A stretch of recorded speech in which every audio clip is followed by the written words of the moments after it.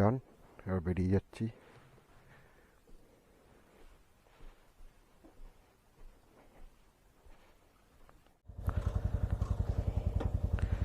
মা আসছি, আসলাম।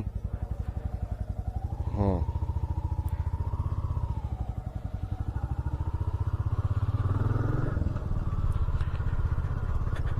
শুরু করে দিলাম আজকের জার্নি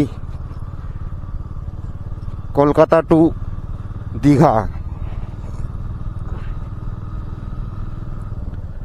আমার বাড়ি কলকাতা না, যদিও বা ঠান্ডা লেগেছে প্রচণ্ড,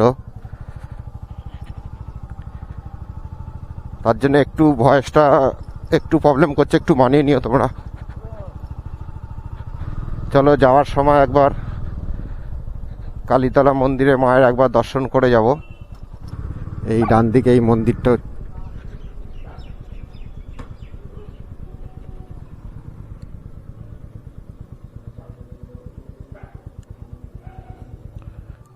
জয় মা। ট্রিপটা মা ভালো করে কাটাতে পারি, যাতে আশীর্বাদ করো।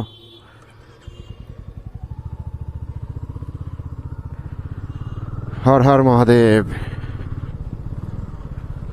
এবার এখান থেকে জার্নিটা আমার শুরু হলো।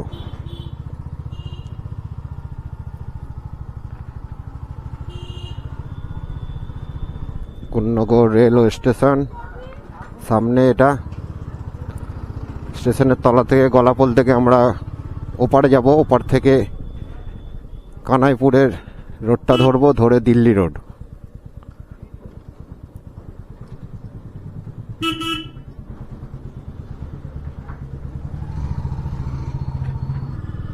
দিল্লি রোডে ওঠার আগে একটা জায়গায় দাঁড়িয়ে ম্যাপটা সেট করে নিতে হবে। দীঘার রাস্তাটা পুরোটাই জানি বলা যায়, কিন্তু তাহলেও এইখান থেকে NH-16 ওঠার যে মুখটা, ওইখানটা অবধি আমার একটু গন্ডগোল হয়। ওইটা একটু উঠে গেলে ব্যাস, আর কোনো সমস্যা হয় না। এর আগের বার একবার দীঘায় গেছিলাম বাইকেই, তখন অবশ্য মোটর ব্লক করা হয়নি। সেইটাতে করেছিলাম কি, ভুল করে আমি আবার এই দিকে চলে এসেছিলাম, ডানকুনির দিকে চলে এসেছিলাম। তখন অবশ্য গেছিলাম বালি হয়ে। আর এবার তার জন্য আমি এই কানাইপুর হয়ে দিল্লি রোড ধরবো। দিল্লি রোড ধরে ওখান থেকে আমি NH-16 জন্য বেঁকে যাব। যেরমভাবে রাস্তা আমাকে নিয়ে যাবে সেরমভাবে যাব। তার আগে ম্যাপটা আমার সেট করে নিতে হবে। চলো, এইখানটায় তোমাদের দেখার কিছুই নেই দেখানোর জন্য, তার জন্য এখানটা বন্ধ রাখছি। দিল্লি রোডের মুখে আবার গিয়ে ক্যামেরাটা অন করে দেবো, যাতে ওখান থেকে বুঝতে পারো কেউ যদি এই দিক থেকে যায়, বা শ্রীরামপুর, রিসরা এই দিক থেকে যদি কেউ আসে দিল্লি রোড ধরে, তাহলে কোন জায়গাটা এসে আমাদের এই দিকটা ঢুকতে হয় সেই সব তোমাদের আমি দেখিয়ে দেবো। ম্যাপ সেট করে নিলাম বন্ধুরা। আর এই সামনে এই যে দিল্লি রোড। এবার দিল্লি রোড থেকে আমাদের বাঁ দিক নিতে হবে। এইখান থেকে একটুখানি সমস্যা হয় আমার, ওইটুকু যদি ঠিক হয়ে যায় ব্যাস, আর কোনো সমস্যা হবে না। ওইটুকুনি ম্যাপ দেখে চলে গেলেই হবে। এখন সিগন্যাল পড়ে গেছে, এখন যাওয়া যাবে না, একটু দাঁড়িয়ে যাই।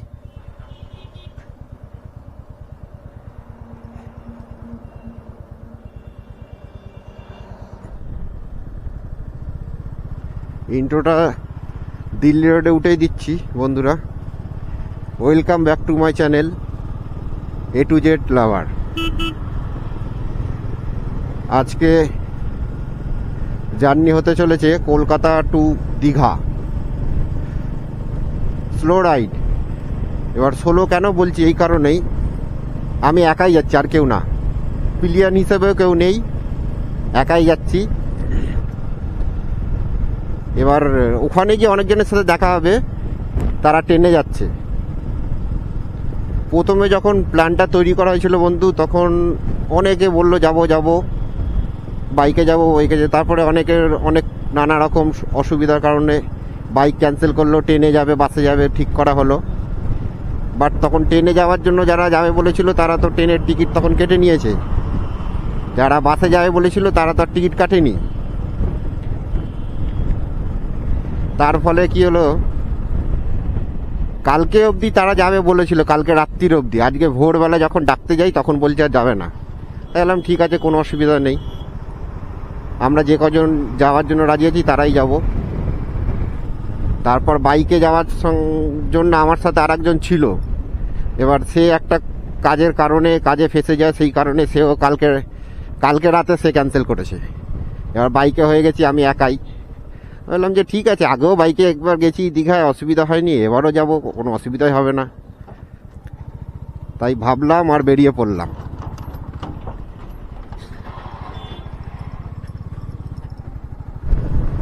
এবার ট্রেনে যারা যাচ্ছে তাদের 6:45-এর ট্রেন ছিল হাওড়া থেকে, ট্রেন লেট আছে, সেই কারণে ট্রেনটা করে দিয়েছে 9টা কত তো করেছে আমি ঠিক খেয়াল নেই। এবার তাদেরও লেট হয়ে গেছে, তার জন্যই আরও লেট করে বেরোলাম, নাহলে 5টা বেরোনোর কথা ছিল। তাহলে অত তাড়াতাড়ি গিয়ে কী করবো, সবার আগে গিয়ে আমাকে তো দাঁড়িয়ে থাকতে হবে, না হোটেল নিতে পারবো না কিছু, কারণ সবাই আসবে, তারপর হোটেল পছন্দ করে তারপর হোটেল নেবো। এবার একটু ভালো হোটেলে নিতে হবে যেখানে আমার গাড়ি পার্কিংয়ের সুবিধাটা থাকবে। সকালবেলা বেরোতে না বেরোতেই সিগন্যাল খাচ্ছি শুধু।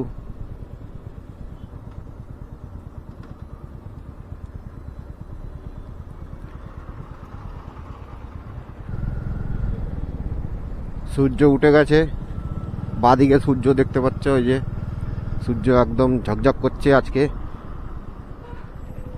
সকালবেলা এই জায়গায় এখন একটু লরির জ্যাম আছে, প্রচণ্ড পরিমাণে জ্যাম। এখন ভাবছি ভোরে ভোরে বেরিয়ে গেলেই ভালো হতো, মানে এতটা জ্যাম পেতাম না সকালবেলা, এখন যেই হারে জ্যামটা পাচ্ছি। স্লো রাইড করছি, কোনো তাড়াহুড়ো কিছু নেই, আস্তে আস্তে সাবধানে ধীরে সুস্থে যাব। তাতে 5 মিনিট আমার লেট হলে কোনো অসুবিধা নেই, কারণ আমার যারা যাচ্ছে বন্ধুরা সবাই অনেকটাই লেটে যাবে। এটা NH-19, এটা এখান থেকে আমাদের ডান দিক নিতে হবে। এই যে বাঁ দিক ঢুকে গেলে এটা হচ্ছে কলকাতার সাইড চলে যাচ্ছে, এই রাস্তাটা সোজা চলে গেলে এটা হচ্ছে কোলাঘাট সাইড, কোলাঘাট খড়গপুর সব এই দিকটা পড়বে, এই রাস্তাটা ধরে যেতে হবে। এবার এটা যেরকমভাবে টার্ন নিয়ে ঘুরে নামছে ওই রাস্তা ধরে সোজা যেতে হবে। এবার এই যে এখান থেকে দেখাচ্ছে শালকিয়া, বাদিক শালকিয়া গেলে বাদিক ধরে যেতে হবে, আর সোজা যেতে গেলে খড়গপুর কোলাঘাট সব সোজা।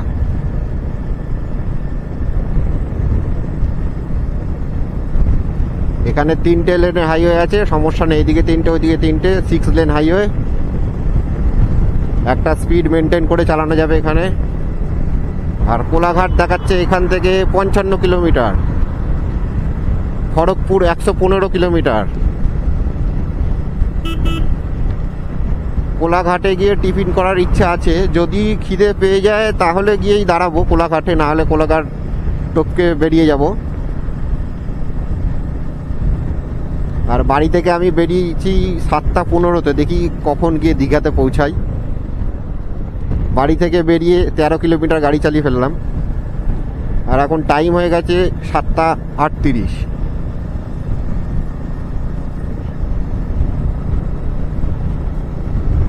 এরকম রাস্তা পেলে 60-70-এ চালিয়ে আরামসে যাওয়া যায়, কোনো সমস্যা হয় না, কিন্তু ওরকম জ্যাম পড়ে গেলে তাহলেই কিন্তু চাপ হয়ে যায়। আর গাড়ির ফুয়েল আপ আমি কালকে রাতেই করে রেখেছি, তার জন্য আমার কোনো এখন ফুয়েল ভরার কোনো সমস্যা হবে না, পুরো ফুল ট্যাঙ্ক করে রেখেছি।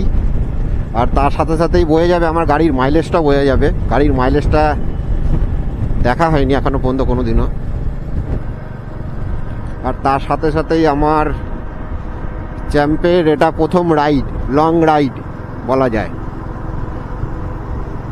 আগে তো শুধু পাড়াতে এখানে সেখানে ছোটোখাটো 10 কিলোমিটার 15 কিলোমিটার চালানো হয়েছিল, এবারই হচ্ছে 185 কিলোমিটার চালানো হচ্ছে।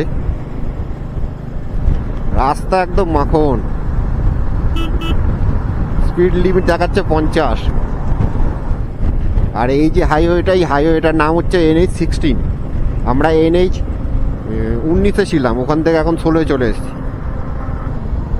আর এই রাস্তা ধরে এখন সোজা যেতে হবে পুরো কোলাঘাট অবধি, কোলাঘাটের পরে তারপরে গিয়ে একটা টার্ন নিয়ে ঢুকতে হবে। টোল গেটের আগেই সিগন্যাল পড়ে গেছে, সিগন্যালে দাঁড়িয়ে রয়েছি। আর এটা হচ্ছে আজকের দীঘা যাওয়ার প্রথম টোল, ধুলাগড় টোল প্লাজা। আর এই টোলের তো আমাদের কোনো চার্জ দিতে হবে না, তার জন্য আমাদের জন্য ভিআইপি লাইন আছে সাইডে, বাদিকে একদম বাদিক চেপে থাকে প্রত্যেকটা টোলেরই। আমরা সেই লাইন ধরে বেরিয়ে যাব।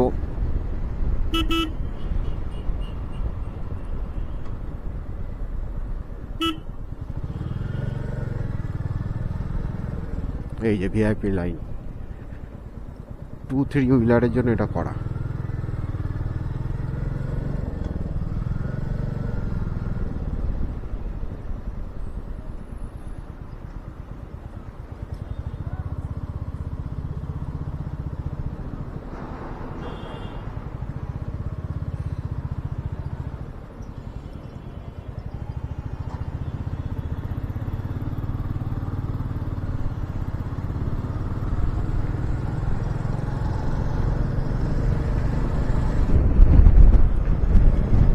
রাস্তাটা দেখো বন্ধুরা, ভালোই কুয়াশা পড়েছে, রাস্তাটা খুব সুন্দর, মাখন রাস্তা একদম। ভোরের দিকে যদি আসতাম তাহলে তো কুয়াশা অবশ্যই পেতাম, আর সেই লেভেলের কুয়াশা পেতাম। এখন যা দেখে বুঝতে পারছি রাস্তা খুব সুন্দর, NH-16 রাস্তা, এই হাইওয়েটা খুবই সুন্দর, খুবই সুন্দর। একদম এক নাগারে একটা স্পিড লিমিট করে চালানো যাচ্ছে, মেনটেন করা যাচ্ছে একটা স্পিডকে, 60-65 থাকছেই থাকছে। যদিও বা কিছু কিছু জায়গায় রাস্তা দেখাচ্ছে 80 অবধি যেতে পারো, কিন্তু আমি 80 নিচ্ছি না, আমি 65, খুব জোর হলে 70, এর বেশি আর যাচ্ছি না।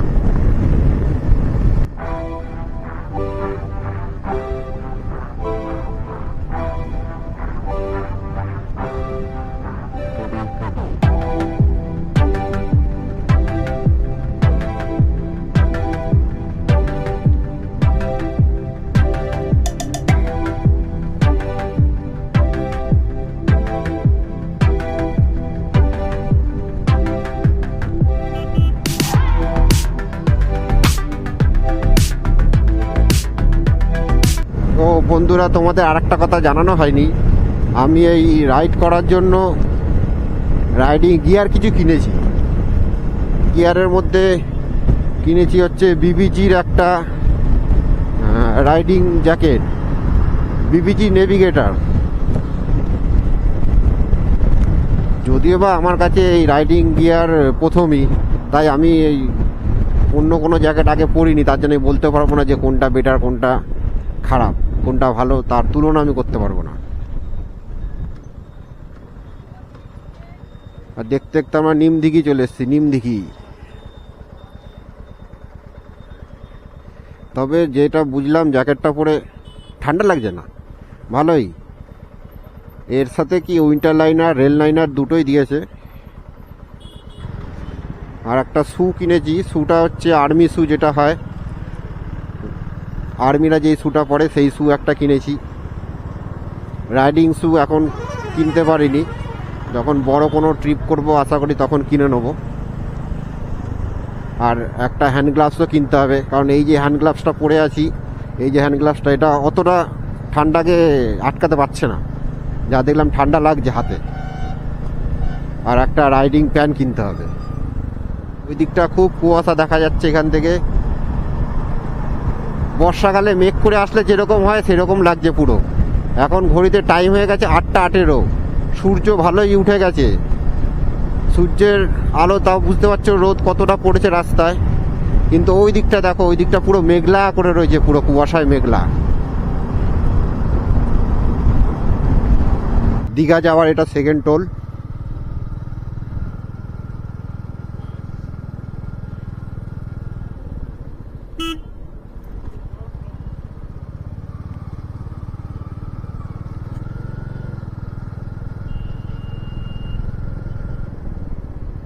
এবার আসতে চলেছে আমাদের সেই ঘাট ব্রিজ।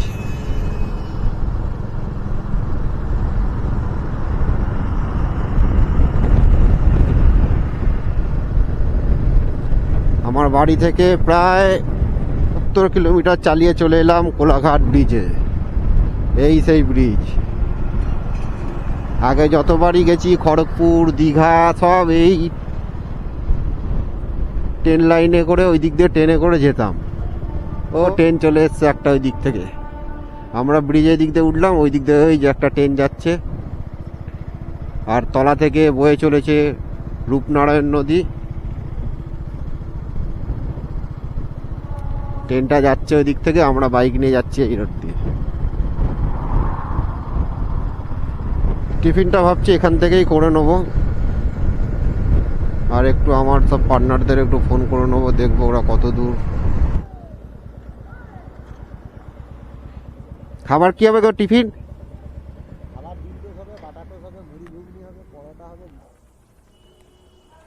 খাওয়া দাওয়া কমপ্লিট ডান। এবার বেরিয়ে যাচ্ছি এখান থেকে। টিফিনটা করলাম হচ্ছে তারামা হোটেল।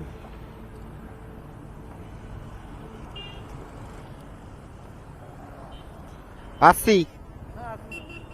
এইখান থেকে হলদিয়ার জন্য বাদিক নিতে হবে, আর সোজা গেলে হচ্ছে খড়গপুর। আমরা যাব দীঘা। দীঘা মানে হচ্ছে হলদিয়ার সাইড। এইখান থেকে দীঘা দেখাচ্ছে 116 কিলোমিটার, 2 ঘন্টা 45 মিনিট লাগবে। খড়গপুর সোজা, দীঘা বাদিক, হলদিয়া বাদিক। আমরা এতক্ষণ NH-16 ধরে এসছি, এবার সেটা এইদিকে ঢুকে বাদিকে চলে এসে এটা NH-116 হয়ে গেছে। এবার এটা ধরে এখন যেতে হবে নন্দকুমার মোড় অবধি। নন্দকুমার মোড় থেকে আবার ওখান থেকে একটা ভাগ হয়ে যাবে রাস্তা। চলো তোমরা সাথে থাকো, দেখতে থাকো। আর এই রাস্তায় গাড়ি চালানোর একটা ভয়ের ব্যাপার আছে, সেটা হচ্ছে এখানকার যে বাসগুলো আছে, যে বাসগুলো যেগুলো দীঘার যে বাস আছে, সেইগুলোকে নিয়ে একটু খুব ভয় লাগে। তারা খুব বাজে, খুব ড্রাইভ করে খুব বাজে। কারণ দীঘা আমি বাইক নিয়ে এটা প্রথম না, এর আগে অনেকবারই এসছি। তখন ব্লগিং করতাম না, আর এখন করছি বলেই তাই তোমাদেরকে আমি এটা দেখাতে পারছি। তোমরা আমার পাশে থাকো, সাপোর্ট করো। এর থেকেও ভালো কিছু আসতে চলেছে। এইখানের ভিউটা দেখো কত সুন্দর। গাছগুলো রাস্তাটাকে কত সুন্দরভাবে ঘিরে রেখেছে আর ছাওয়া করে রেখেছে। এখনো এখান থেকে দেখাচ্ছে 2 ঘন্টা 14 মিনিট বাকি, 88 কিলোমিটার বাকি আছে এখান থেকে। এখন বাজে 10টা 1, মানে 12টা 1, 2 ঘন্টা ধরলে। এই যে নন্দকুমার মোড় চলে এসেছি বন্ধুরা।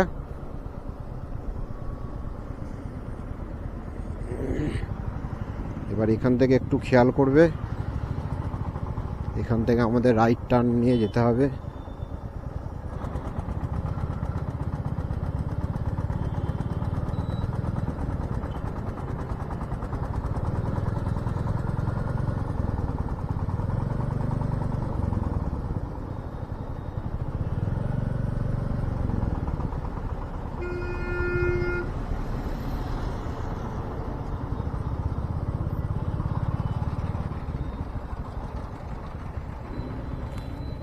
বাঁদিকে এই রাস্তাটা যাচ্ছে হলদিয়া, আর আমাদের যেতে হবে ওই সোজা, এই সোজা যে রাস্তাটা, এই রাস্তাটা।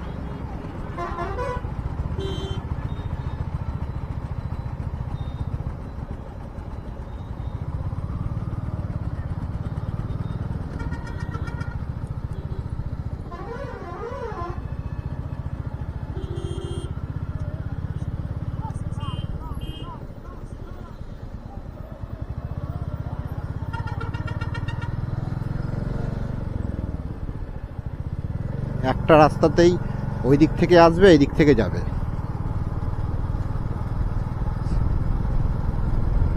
এখান থেকে আর 85 কিলোমিটার বাকি, 100 কিলোমিটার কমপ্লিট। আর 85 কিলোমিটার যাব, কতক্ষণ দেখাচ্ছে টাইম? 2 ঘন্টা 9 মিনিট। নাম হচ্ছে ন্যাশনাল হাইওয়ে 116B। 116কে ছেড়ে দিয়ে আমরা 116B-তে চলে এসেছি এখন। আর এটা ছাড়তে হবে না, এটাতেই দীঘা পড়বে, তাই এটা ধরে সোজা একদম যেতে হবে। আর আজকে দিনে দীঘার জার্নিতে এটা হচ্ছে 3 নম্বর টোল প্লাজা। এটা চালু হয়নি, এটা এরকমই পড়ে রয়েছে কয়েক বছর ধরে।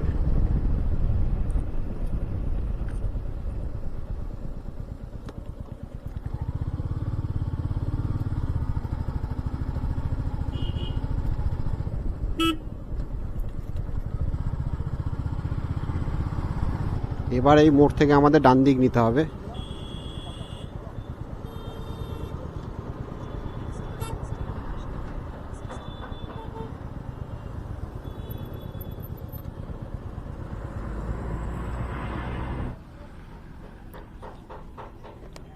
কাকা এটা কাথি মোড়।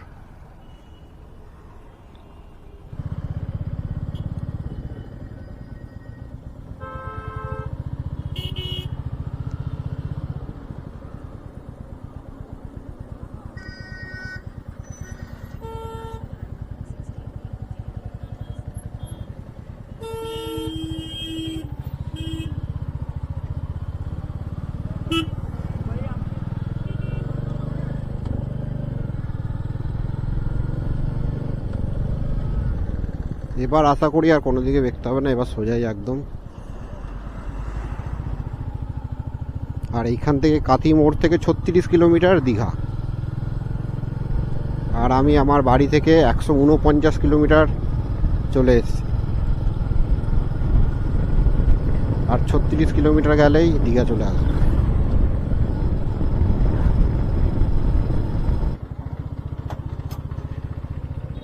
চাউলখোলা মোড় চলে এসেছি। চাউলখোলা মোড় থেকে যারা মন্দারমণি যেতে চাও তারা এখানে নেমে যেতে পারো বাস থেকে।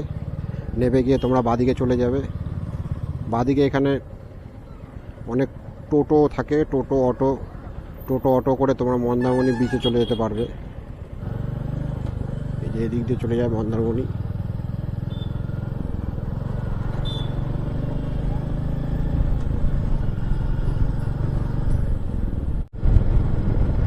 আর এখান থেকে আর 19 কিলোমিটার বাকি। আর আমি আমার বাড়ি থেকে 166 কিলোমিটার চলে এসেছি।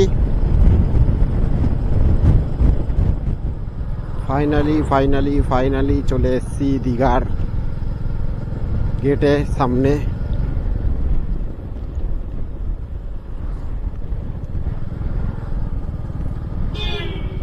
বাড়ি থেকে 181 কিলোমিটার চালিয়ে তারপর দীঘার গেটের সামনে এলাম। এবার এখান থেকে আরেকটু যেতে হবে। খুব সুন্দর লাগছে, রাতের বেলা যখন লাইটটা জ্বলে আরো বেশি ভালো লাগে। রাতের বেলা যদি পারি একবার আসবো আজকে।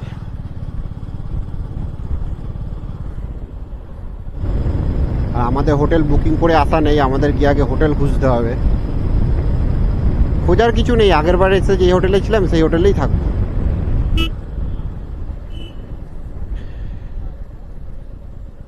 কতটা পথ অতিক্রম করার পর চলে এসেছি সমুদ্রের বিচে। চলো আগে হোটেলে যাই। আর এদিকে জগন্নাথ দেবের মন্দিরটা এখনো কমপ্লিট হয়নি, এখনো কাজ চলছে মন্দিরের।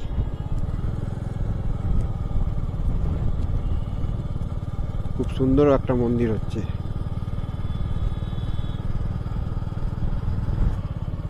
এই জাহাজবাড়ির পাশেই ছিল পৌষ পার্বণ।